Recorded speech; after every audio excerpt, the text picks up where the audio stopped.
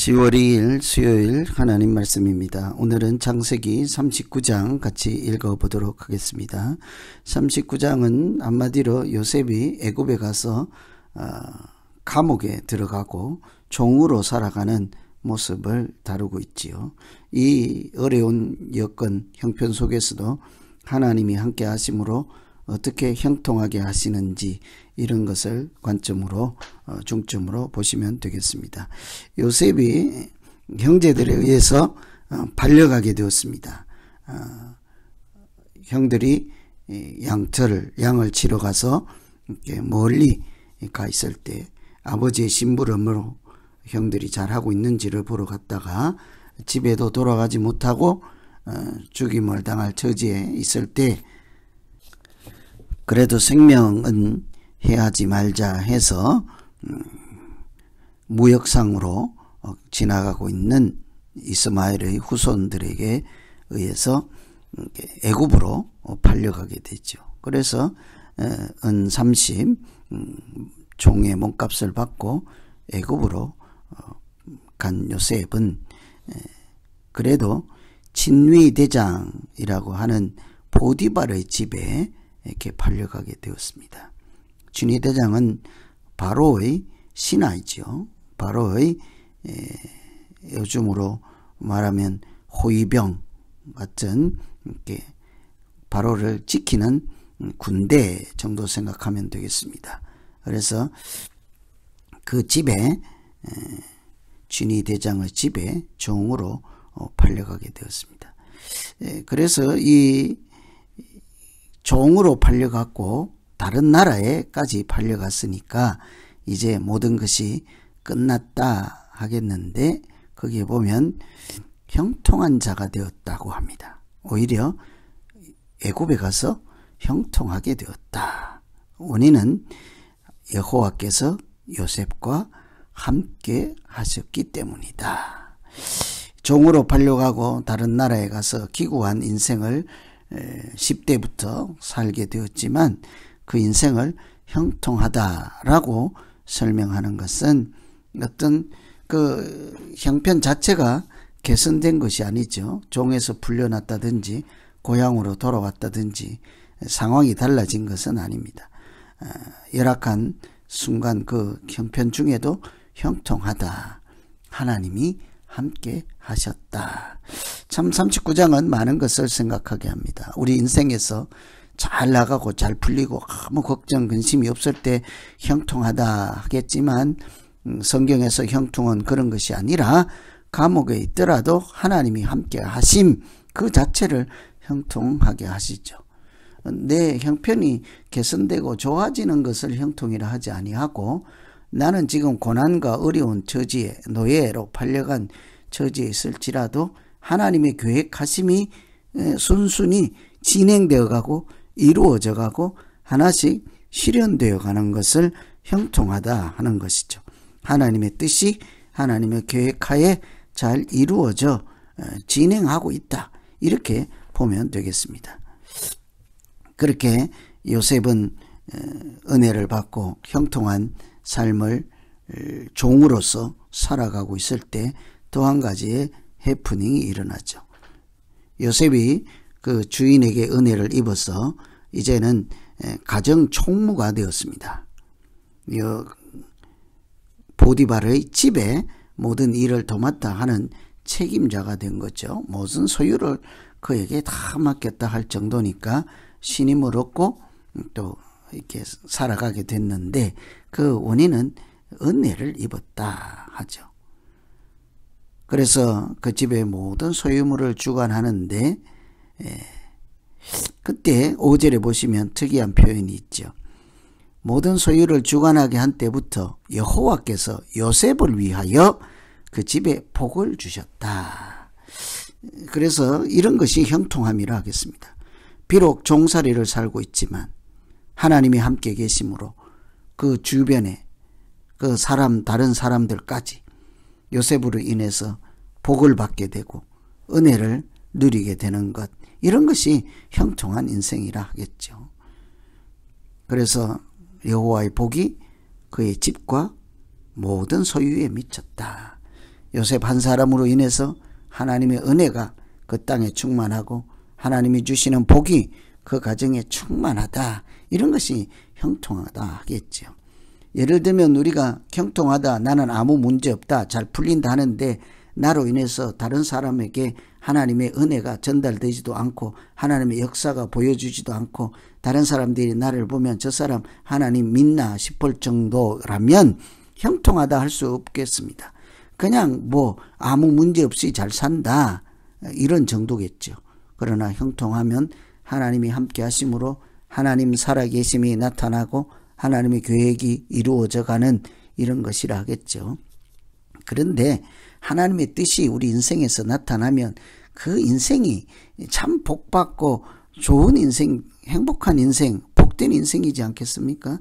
그래서 어떤 보이는 외모, 형태, 현재 겉모양이 중요한 것이 아니라 하나님의 뜻이 이루어지면 가난하건 어떻든 형통하다 하면 다 이해할 수 있죠.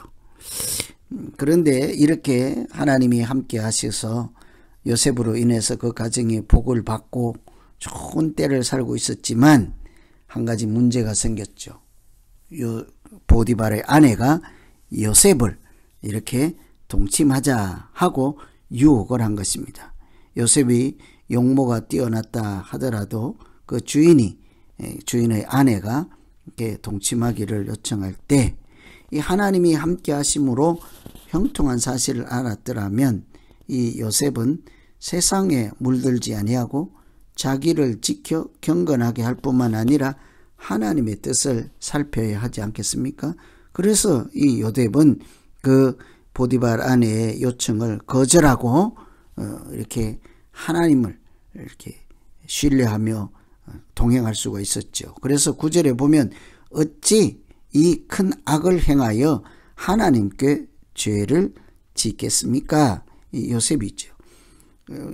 보디발의 아내가 요셉을 유혹할 때 이것은 이렇게 사람이 해서는 안 되는 것입니다. 죄에 해당합니다. 이런 정도가 아니라 분명하게 이것은 하나님께 죄를 범하는 것이다.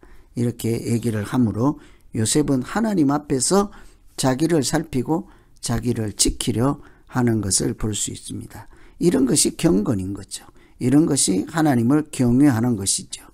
그래서 이 요셉이 세속에 물들지 않고 미혹에 실족하지 않고 이렇게 경건하게 하나님의 사람으로 살려고 할 때 그 여인이 모함을 하게 됩니다.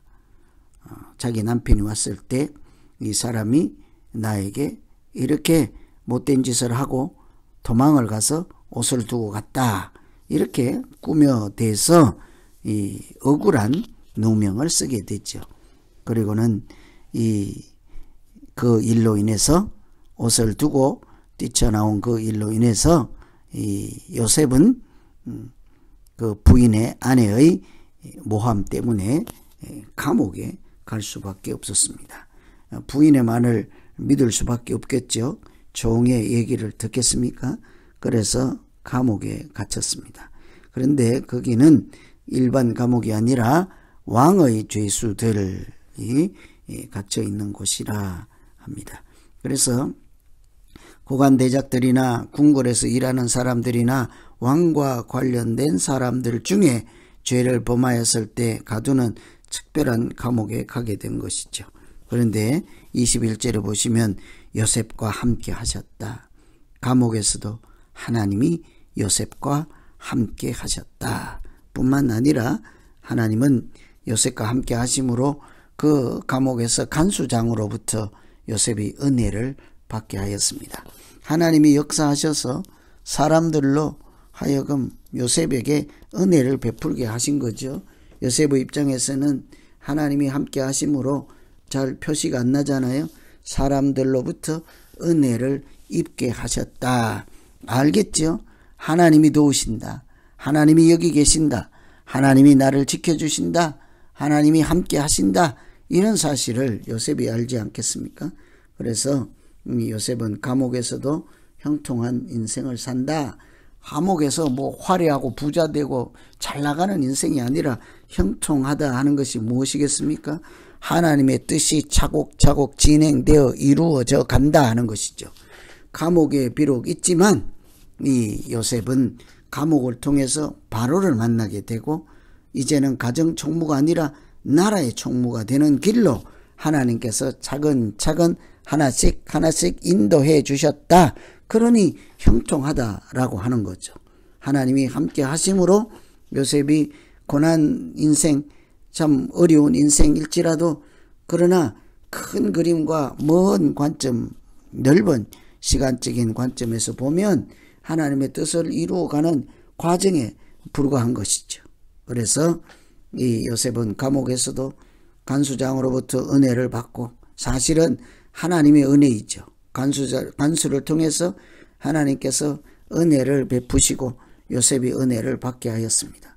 이번에는 그 옥중에서 모든 죄수들을 다 요셉에게 맡기는 그런 일이 있었죠. 한 가정의 일을 다 떠맡았습니다. 감옥에서도 모든 일을 떠맡았습니다. 이제 앞으로 나라의 일까지 떠맡지 않겠습니까?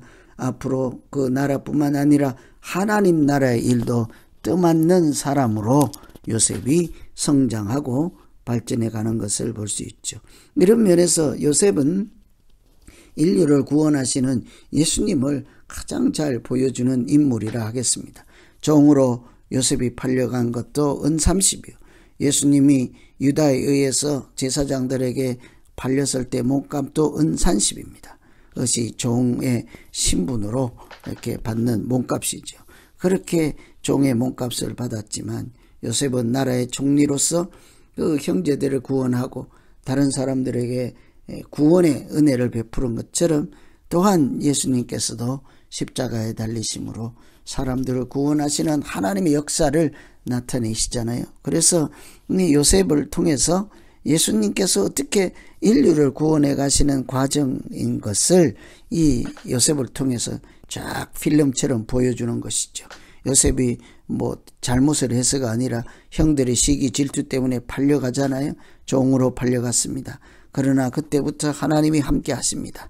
예수님이 성육신하여서 이 땅에 오실 때부터 성령이 임하여서 내게 기름을 부으시고 이렇게 가난한 자에게 복음을 전하게 하시려고 하는 하나님의 뜻이 나타난 것처럼 이 요셉에게 하나님이 함께 하심으로 어디를 가서 무엇을 하든지 형통한 길로 인도하시고, 그래서 결국은 23절 결론에 간수장은 그의 손에 맡긴 것을 무엇이든지 살펴보지 아니하였으니 이는 여호와께서 요셉과 함께 하심이라. 여호와께서 그를 범사에 형통하게 하셨다. 그래서 39장은 형통하다 하는 것을 중심으로 어떻게 하나님께서 어려운 처지에 있는 사람들까지 통해서도 하나님의 형통케 하시는지 이런 것을 보시면서 같이 39장을 읽으시면 되겠습니다. 앞에서 종으로 팔려가서 불쌍한 어린 나그네죠. 어진 청년이 어떻게 반전으로 이렇게 하나님 손에 붙잡혀서 하나님이 함께 하심으로 은혜를 입음으로 이렇게 사람들을 돌보고 오히려 하나님의 일꾼으로 성장하고 자라가는지 이런 관점들을 잘 살피면서 39장 읽으시고 기도하면 되겠습니다. 같이 한번 기도합니다. 하나님 아버지, 종으로 팔려갔지만 그것은 인생의 끝이 아니었습니다. 하나님이 그때부터 요셉이 가는 길을 인도하시고 어디에 가서 무엇을 하든지 늘 함께 하심으로 사람들로부터 은혜를 받게 하였습니다. 사람들로부터 도움을 얻게 하였습니다. 뿐만 아니라 앞으로 인류를 구원하실 예수 그리스도의 과정, 인생, 사역의 모습들을 요셉의 인생을 통해서 하나님은 미리 우리에게 잘 보여주시고 나라를 구원하시는 그 밑그림으로 요셉의 인생을 통해서 애굽의 총리가 되는 과정들을 오늘 보여주십니다. 하나님 아버지, 우리도 하나님 계획하심을, 섭리하심을 현실 어려운 중에도 바라볼 수 있게 하시고 발견하게 하시고, 그래서 영적으로 실족하지 아니하고 늘 하나님께 영광을 돌리는 믿음 생활 되게 하여 주시옵소서. 예수님 이름으로 기도하옵나이다.